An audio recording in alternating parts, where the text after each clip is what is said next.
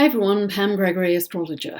I'm going to be talking to you today about two eclipses, in fact, the total lunar eclipse that we have on the 31st of January, and also in the first half of February on the 15th, we have a solar eclipse. So I'm going to be talking about both of those and any other astrological developments in the first half of February. So as I mentioned in the last video, all the planets are now moving direct, and they will continue to do that up until the 8th, 9th of March when Jupiter goes retrograde. So great opportunity to move forwards with whatever project you're working on at the moment, because the cosmic winds are behind you, if you like. And this is a very dynamic period. We are into the eclipse season, and eclipses, as I may have mentioned in the past, happen in pairs of signs for a period of about 18 months.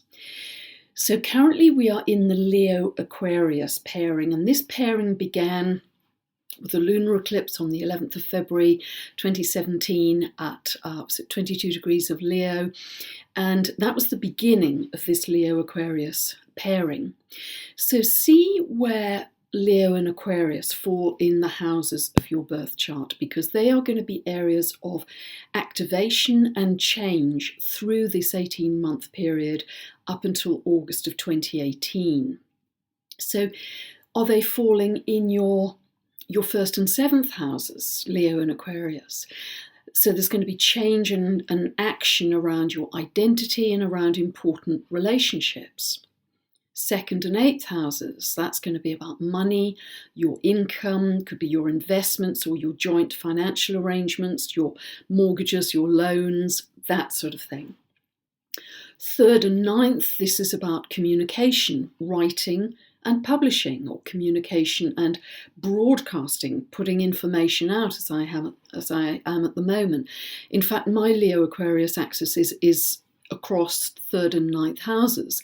So by February 2017, I was already writing my recent book and re-editing my first one. And within 2 weeks of the total solar eclipse last August, on the 21st of August, within 2 weeks of that, I published both books. So that was the publishing side. So I was living strategically, if you like, by following the messages of where the eclipses were falling. The third house can be friendships as well. You may find that friendships are changing through this eclipse season up until August 2018. Fourth and 10th houses, there could be changes around your home-work balance, your domestic life, your personal life versus your career. If it's 5th and 11th, it could be changes around either your children, your creativity, could be new starts with that, your romantic life, and also your social life, your friends, your networks. At a deeper level, this is about how you give love and how you're able to receive it as well. 6th and 12th houses, this can be around your health or helping others with their health. It's also at a deeper level around being of practical and spiritual service to others too. So they could be areas of development. So seeing where these fall in your chart is incredibly helpful. And what I'd encourage you to do is not just see these as kind of isolated events, the eclipses, but try and see a theme that is developing for you in your life unfoldment over this 18-month period. What is that period about for you? Then you can see it at a deeper level. Because the eclipses only happen close to the nodes, and the transiting nodes are always moving backwards through the signs, after August 2018, the eclipses will start to happen in Cancer and Capricorn, because they'll be moving backwards from Leo and Aquarius. So that will activate other areas of your chart and your life. So take a look at what that's going to mean for you. This is such, as well as the new moons and full moons that I do updates on generally, talking about eclipses this time, it's just wonderful to start to see the threads of how you're growing through the months. It becomes a very exciting journey for people. So on the 31st of January, we have a total lunar eclipse at 11 degrees and 37 minutes of Leo. Now see what was happening for you at the total solar eclipse on the 21st of August last year. It needn't have been right on that date because the orb of influence is up to a month ahead of that and up to 6 months afterwards. So we're still in that orb of influence, but that was a big new beginning of some kind. So you were taking another step in your theme, your eclipse theme. That, whatever it was, may be coming to a culmination or fruition at this time because this is a lunar eclipse. Now, this is really quite a powerful lunar eclipse because it's total and because the moon is only 3 degrees away from the transiting nodal axis. And the closer the moon is to that transiting nodal axis, the more powerful the eclipse will be. Importantly, this is also a north node eclipse because in any eclipse the moon will either be conjunct the south node, which is the past, or the north node. In this case it's the north node, so this is our collective future destiny, the direction that we're moving in. So this is very future oriented, despite the fact that it's a culmination, it's a fruition of one of your steps along the way. See where 11 degrees of Leo is falling for you, and that will give you a very good idea of what this is about. You are still surging forwards in your development. So as I say, seeing where that falls in your chart will give you a lot of insight. Now, all through this eclipse pairing, this 18 months, we have a lot of focus on Leo because the North Node is travelling through Leo. Leo is joy, Leo is creativity, Leo is play, and Leo is love, it's heart energy. So are you moving forwards in one or all of those areas in your life? Are you having a lot more fun? Or are you being more creative? Or are you living from love is a big part of that. And it's very interesting that I think at this time when so often we live in our heads, and I'll talk more about this in a moment, that we can kind of separate ourselves from our bodies, as it were. So living in the heart is so important, and just the simple act of breathing in and out of your heart, being aware of that, slowing and deepening your breath, will give you this feeling of connection to your heart and give you a greater ability and awareness of beaming out love, because we seem to have so many problems and challenges in the world right now that can't be solved by logic or analysis. And I think so often we could make great progress if we energetically beamed love at the problem, at the people involved, and at the actual situation, that we beamed love to those situations. Maybe we could solve them much more easily and quickly, energetically. And it's something it may sound a little strange to some of you, but it's something I feel very passionately, because we are vibrating energy, or all of us, everything in the world is energy. At this total lunar eclipse as well, the moon is incredibly tightly conjunct Ceres, the asteroid Ceres, which represents Mother Earth. I think it's within 2 minutes of a degree, so it's really tight. So this is again shining a light on Mother Earth.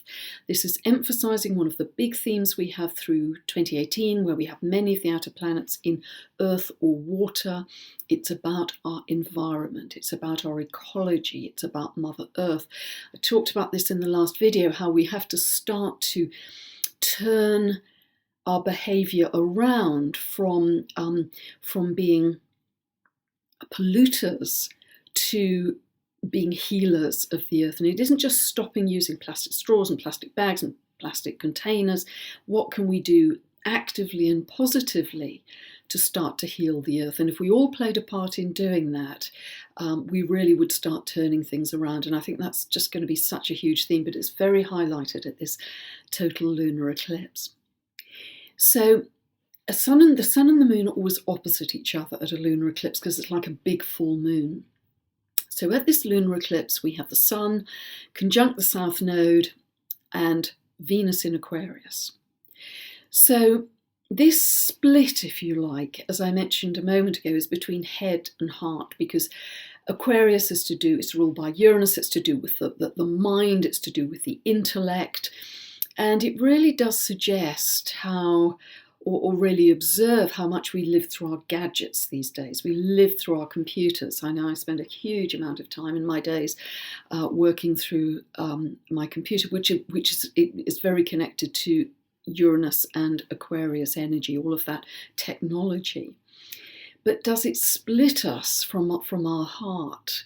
Are we so caught up in our minds that we forget to live in our hearts? Does it limit our capacity to live in love? And I'd really ask you to consider those questions and take time out, book heart meetings with yourself each day, just like you can book a business meeting, to take time out to really be aware of that breath through the heart and beaming out love to everyone you care for, and that Buddhist prayer of sending out love to every sentient being is something that touches me very deeply, because all life is sacred, I believe, and all life deserves respect on this earth.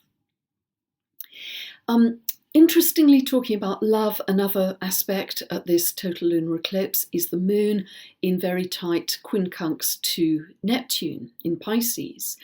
And this is about love too, not so much a romantic love, but an unconditional love, a universal love. The kind I've just been talking about, really, where we can feel love at a very high level that isn't one-on-one romantic love. So again, that message about love coming through again. So with this total lunar eclipse, we're not going to be able to see it in Western Europe, but you can see it in Asia, in India, and in Australia. And going the other way, you'll be able to see it in North America. The further west you are, the more able you will be to see this total lunar eclipse, which is happening on the 31st of January. Another interesting thing looking at this total lunar eclipse is you can take any point in time and look at it in terms of what's called astrocartography, which is looking where, if you like, the shadows of the planets would fall if they were to leave a shadow across the Earth. And it's where they become angular in a chart, where they are tightly connected to the cross wires in a birth chart, if you like.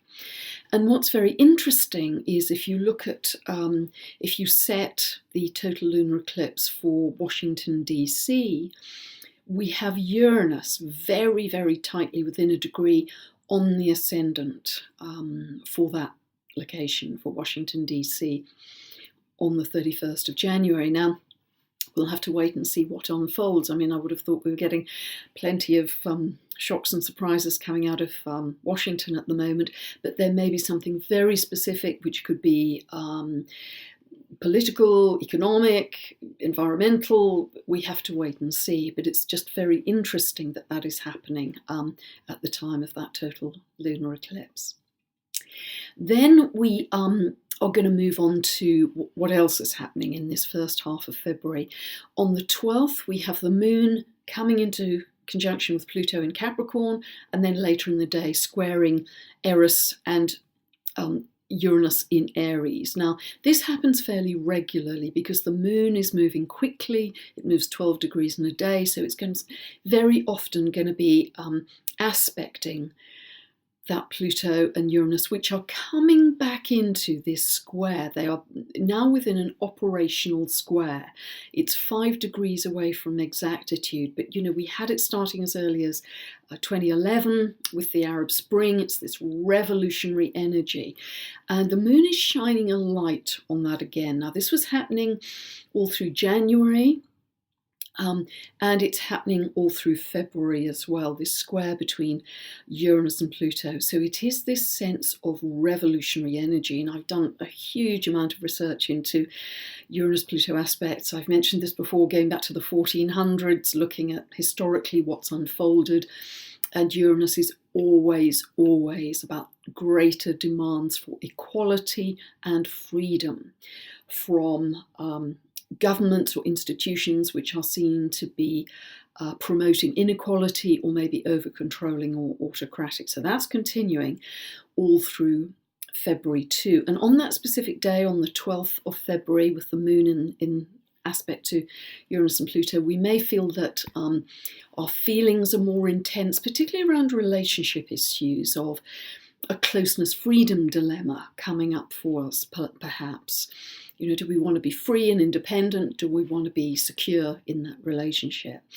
Don't be too precipitous in any action, because it's only 2 days before Valentine's Day and the moon does move on very quickly as well. So just be aware that that may be passing through on the 12th. On the 17th, Mars comes into an exact square with Neptune at 13 of Sagittarius Pisces. Now, in a less positive sense, this can be slightly lower energy, few days around the 17th either side, particularly if you have anything at 13 degrees of the mutable signs, Gemini, Virgo, Sagittarius or Pisces. It can make you slightly less clear on your goals, because Mars is to do with your goals as well. However, we can use it in a very positive spiritual way, because this is about pouring energy, your Mars, into spiritual practice, Neptune. So whether that is meditation, whether it's yoga, whether it's Tai Chi or Qigong, that is an excellent use of that energy, few days to either side of the 17th of February. Stepping back a couple of days, we then have a solar eclipse, partial solar eclipse, which is happening at 27 degrees and 7 minutes of Aquarius. This is happening at 1:05 p.m. Pacific and 9:05 p.m. UK time on the 15th. Now, if the total lunar eclipse on the 31st of January was a north node eclipse, this is a south node eclipse. Now, it's slightly complex because, of course, a solar eclipse is a big new moon, so it's a big new beginning, but it also requires, because the moon is closest to the south node here, that we release the past. We let the past go. This can be to do with the deep past, with past lives. It can be current life, old behaviour patterns, before we can move fully on. So be very aware of where 27 degrees of Aquarius is falling in your chart. What do you have to let go in order to move more fully into that new beginning for yourself? Growth is very much emphasised at this solar eclipse because Jupiter at 22 of Scorpio is square to the Sun and the Moon at this time. And Jupiter's really encouraging us to grow beyond that which we have already been. Have a bigger vision for your future. Have bigger horizons. Be a bigger person. Step into that future self, which is bigger and better than you've ever been at any point in your life in the past. That is a very beautiful message for that Jupiter aspect to the Sun and Moon is giving us at this solar eclipse. Now, Aquarius, as I mentioned earlier, is very much about equality. It can be quite a revolutionary energy. It makes you very original and creative in your thinking because you're able to think out of the box in new ways. So see where that 27 of Aquarius is falling in your chart. It can be highly, highly creative for you with your own original material. It's fascinating to me that if we look at the chart of the US, this is the Sibley, it's called the Sibley chart. It was set for 4th of July, 1776 at 1710 in Philadelphia. That was the Declaration of Independence. That is essentially the birth of a new constitution for America. So it's like their birth chart. This solar eclipse, this new beginning, is conjunct the moon. Exactly within 3 minutes of a degree, because the moon in that chart is also at 27 degrees of Aquarius. Now, the moon is the people in mundane astrology, so this is like a new beginning, potentially quite revolutionary or demanding more equality. It's in their third house of that US chart, so it's vocal, people speaking out. What is fascinating to me also is that the moon in this US chart rules the 8th house, and that is very connected to sexual matters. And the moon also represents women specifically. So the whole Me Too movement, which is gathering momentum rapidly, could receive another kick, if you like, another impetus round about this time of the solar eclipse, because it is another new beginning along the way. And of course, all these sexual harassment revelations have started to come about since really day one that Jupiter moved into Scorpio. And we anticipated that that would reveal the sexual secrets, also financial secrets, but the sexual secrets of the rich and powerful. And boy, did it deliver on that.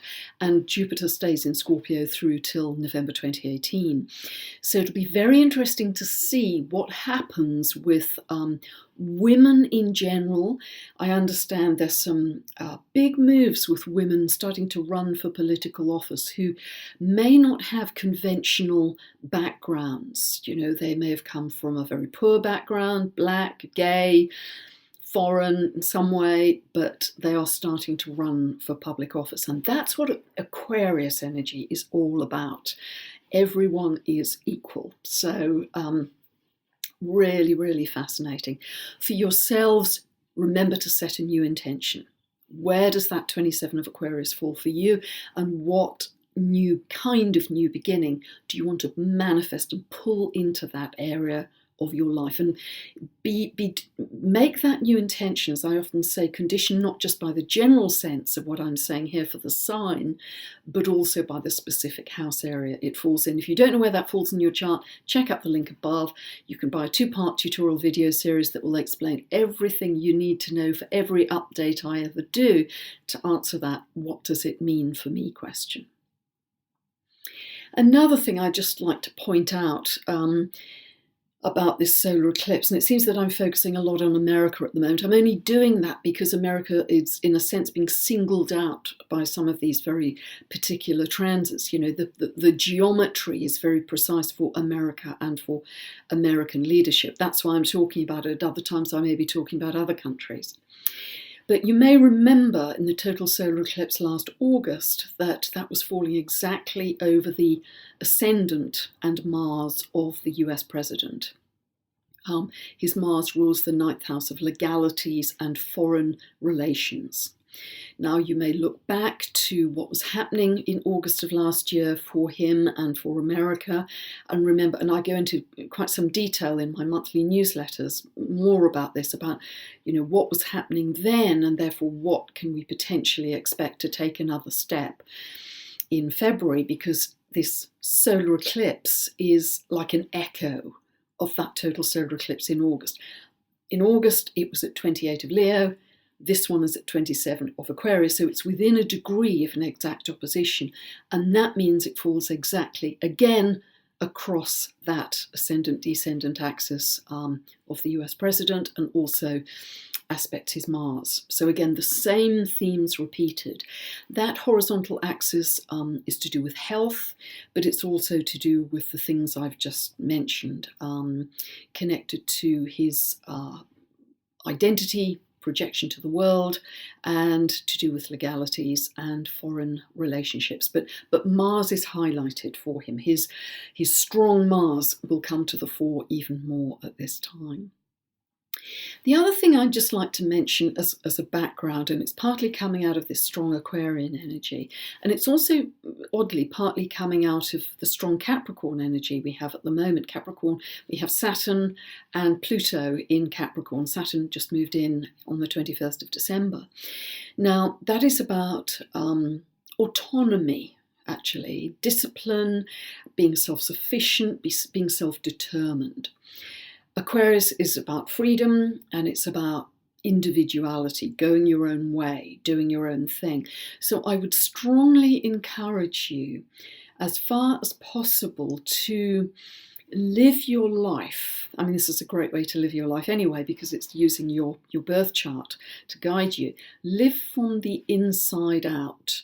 Try to detach from opinions or judgments or external reliance of any kind. The more you can walk your path of authenticity, be autonomous, possibly start to use free energy in some way so you can detach from fossil fuel energy, Can you be self-employed for part of your time? Can you grow your own vegetables? Can you do things so you become much more of an autonomous, self-sustaining unit?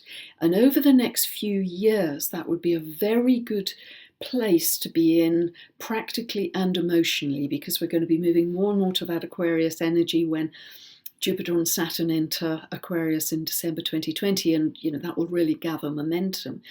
But be who you are, but live day to day with your own self-reference, with your own autonomy, not living from the outside in and being buffeted by external circumstances, judgments, controls, etc. As far as you can take your life to make those changes, that would be a really great thing to do in so many ways.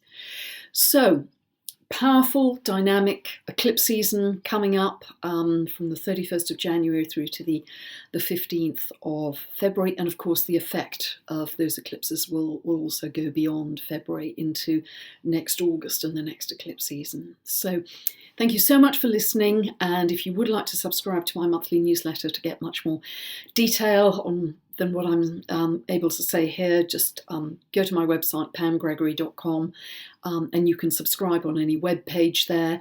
You'll see my books for sale, my tutorial videos, etc. There's a lot going on. So thank you so much for listening, and enjoy these powerful lunar and solar eclipses coming up for us. Bye for now.